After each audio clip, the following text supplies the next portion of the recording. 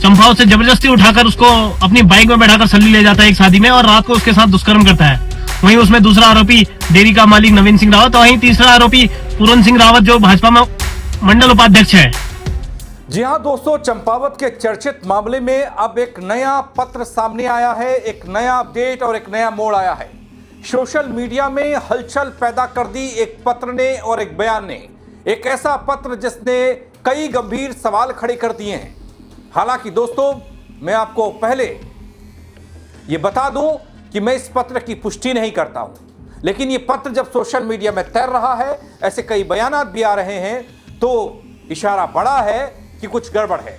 अब जब social media में आ ही गया यह पत्र, तो सवाल तो बनता ही है, क्या पीड़ित परिवार पर समझौते का दबाव बनाया जा रहा है? क्या सचमुच इस मामले को दबाने की कोशिश शुरू हो चुकी है? अगर ऐसा है तो आखिर किसके इशारे पर? पूरी खबर और वो पत्र भी, बयान भी दिखाऊंगा आपको चंपावत के इस केस में जिसने मचाया है बवाल।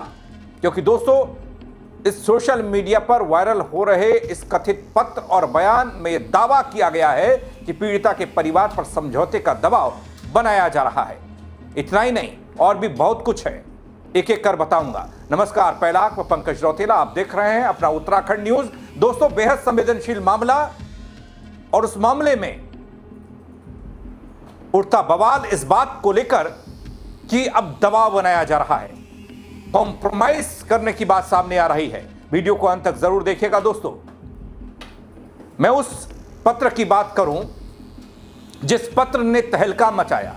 पत्र की बात हो ही रही थी, पढ़ ही रहे थे लोग कि आखिर इसमें ऐसा क्या लिखा है, कैसे चंपावत के एक हिला देने वाले इस मामले को दबाने की साजिश रच रही है या कोशिश हो रही है। समझने की कोशिश ही कर रहे थे, लेकिन इस बीच एक बयान भी आ गया और भी बयान भी चर्चाओं में है। ये मैं नहीं कह रहा हूं कि इस पत्र में लगाए जा रहे तमाम आरोप सच हैं, लेकिन जब एक तरफ पत्र तैर रहा हो, दूसरी तरफ एक क्षेत्रीय युवा इस बात की तस्दीक कर रहा हो, तो फिर सवाल उठाना लाजमी है। दोस्तों, स्थानीय युवा की जुबानी पहले आपको सुना रहा हूं कि हंगामा क्यों बरपा, बवाल क्यों हो रहा है और कैसे सवाल उठने लगा है कॉम्प्रोमाइज का। नमस्कार, जैसा कि आप लोगों को पता है, परसों रात को दूध डेयरी सल्ली में 3 लोगों द्वारा एक सामूहिक दुष्कर्म किया गया एक नाबालिग पीड़िता का, जिसमें एक लड़का उसको चंपावत से जबरदस्ती उठाकर उसको अपनी बाइक में बैठाकर सल्ली ले जाता है एक शादी में और रात को उसके साथ दुष्कर्म करता है। वहीं उसमें दूसरा आरोपी डेयरी का मालिक नवीन सिंह रावत, वहीं तीसरा आरोपी पूरन सिंह रावत जो भाजपा में मंडल उपाध्यक्ष है। मैं आपको बताना चाहूंगा कि कल उसके पापा जो 75 वर्ष के हैं, चल नहीं पाते हैं, उनको कोतवाली में ले जाया गया, कंधे पे उठा के हम लोग उनको कोतवाली ले गए, लेकिन उनके पिताजी और हमारे साथ वहां इन आरोपियों ने मारपीट करी और दिन भर पुलिस ने हमें अंदर डिटेन कर दिया और उसके पिताजी को अभी तक पता नहीं है कि उसके पिताजी, लड़की के पिताजी को कहां गायब कर दिया है। उनसे ना बात करवा रहे हैं, ना कुछ कह रहे हैं। तो ग्रामीणों द्वारा बताया गया कि कोतवाल साहब को फोन करने पर और वहां जाके थाने में जाके पूछने पर यह बता रहे हैं कि उनको कमरे में भेज दिया गया है, लेकिन कमरे की अभी हमने वीडियो बनाई है, वहां कोई नहीं आया है कमरे में कल से, और उनके पिताजी को पता नहीं कहां पर छुपा दिया है पुलिस प्रशासन ने। और उनके पिताजी ने कल बताया था ग्रामीणों को, अपने भतीजे को, उनने मेरे को अभी फोन के माध्यम से बताया कि 50 लाख रुपए में कॉम्प्रोमाइज कर लो, ऐसा दबाव बनाया जा रहा है उनपे, जो 50 लाख रुपए की उनको धनराशि देकर कॉम्प्रोमाइज और 164 के बयान बदलने को कहा जा रहा है, जो अनुचित है। इतना बड़ा जघन्य अपराध। लेकिन दोस्तों, वायरल पत्र और इस बयान को जब जोड़ा जाता है, सीधे पुलिस के आला अधिकारी सवालों के घेरे में आ रहे हैं और यह पत्र भी आला अधिकारियों को लिखा गया है और यह कहा जा रहा है कि पीड़ित परिवार के किसी सदस्य द्वारा यह पत्र लिखा गया है और इस पत्र में कॉम्प्रोमाइज करने की बात लिखी गई है। इसमें बात यह लिखी गई है कि पीड़ित परिवार ही गायब है, यहां तक कि पैसों के ऑफर और परिवार को पुलिस हिरासत में रखने जैसे गंभीर आरोप इस पत्र के जरिए लगाए जा रहे हैं। पूरा पत्र कुछ इस तरीके से है, अब देखिए दोस्तों। सबसे ऊपर तारीख लिखी है 7/5/2026, लिखा है सेवा में पुलिस अधीक्षक चंपावत। विषय लिखा है मेरी बहन, परिजनों का पता नहीं, पुलिस द्वारा दबाव बनाया जा रहा है कॉम्प्रोमाइज के लिए। महोदय, मैं सवीन सिंह, निवासी हसेला पीड़ित लड़की का भाई हूं। मैं आपको अवगत कराना चाहता हूं कि मेरी बहन के साथ एक गंभीर अपराध पॉस्को में गैंगरेप हुआ, जिसका मामला दर्ज कराया गया था। दुर्भाग्यवश पुलिस द्वारा हमें दबाव बनाया जा रहा है। हम मामले को समझौते के माध्यम से सुलझाने की सूचना दी जा रही है, जिसकी जानकारी पीड़ित के पिता मेरे चाचा द्वारा दी जा रही है। चाचा ने मुझे बताया, जिसमें 50 लाख का ऑफर आरोपियों द्वारा दिया जा रहा है, और हमें यह भी बताया जा रहा है कि हमारे परिवार को पुलिस ने कल अपनी हिरासत में रखा है और उनका कोई पता नहीं है। मैं आपसे निवेदन करता हूं, कृपया इस मामले की जांच स्वयं करें और मेरे परिजनों की सुरक्षा सुनिश्चित करें और दोषी पुलिसकर्मियों के खिलाफ उचित कार्रवाई करें। मेरी बात मेरे चाचा श्री पदम सिंह से करवाई जाए। आपकी सहायता की प्रतीक्षा में नवीन सिंह बोरा, और हस्ताक्षर नीचे किए हैं। डेट डली है 7/5/2026।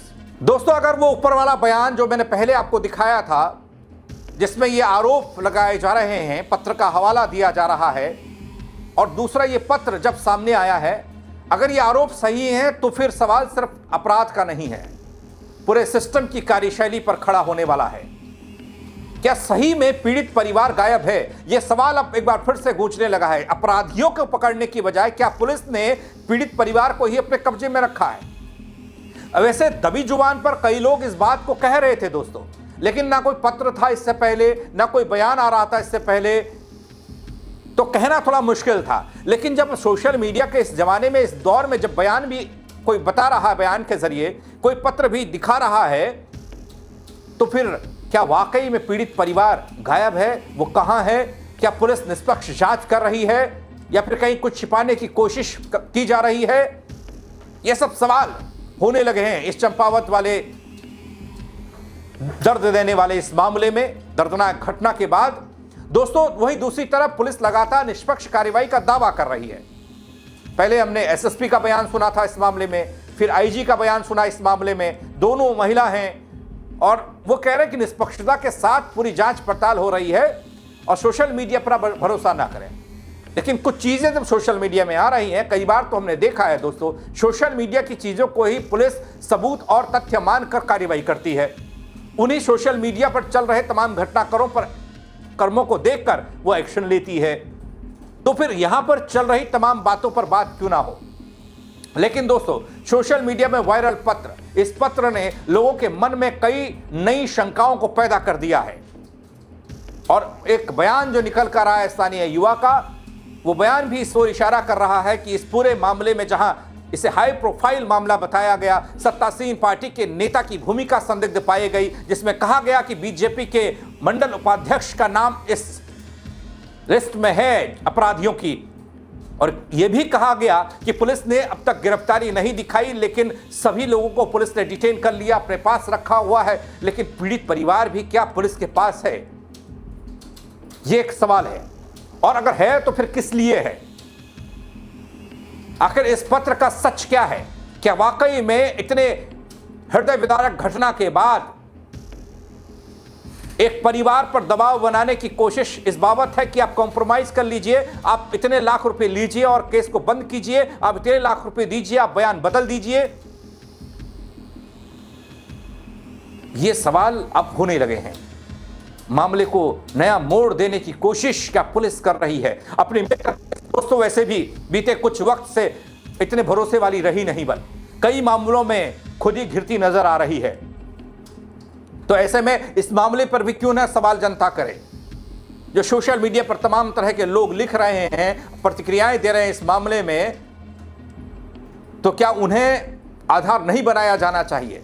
चंपावत के इस मामले में अब सवाल सिर्फ आरोपियों पर नहीं है, पूरे सिस्टम पर उठ रहा है। सोशल मीडिया में वायरल इस कथित पत्र ने कई आशंकाओं को जन्म दिया है। अगर पत्र में लिखी ये बातें सच हैं तो मामला और ज्यादा गंभीर है, और अगर ये गलत है तो फिर आखिर इसे वायरल करने के पीछे का मकसद क्या है, वो भी सामने आना चाहिए। ये सब तब होगा जब जांच होगी। लेकिन दोस्तों, सबसे पहले जब बयान आया था पुलिस की तरफ से एसएसपी महोदया का, और फिर आईजी का बयान आया था, और उसके बाद इस मामले में क्या अपडेट है, कोई बयान कहीं से आया नहीं है, और सिर्फ सवालों का शोर है। पहाड़ से लेकर मैदान तक खटीमा में प्रदर्शन हो रहा है, देहरादून में प्रदर्शन कांग्रेस के कार्यकर्ताओं ने किया, तमाम सवाल उठाए, महिला सुरक्षा को लेकर कटघरे में खड़ा किया, पुलिस महकमे पर सवाल उठे। लेकिन चुप्पी क्या कहती है।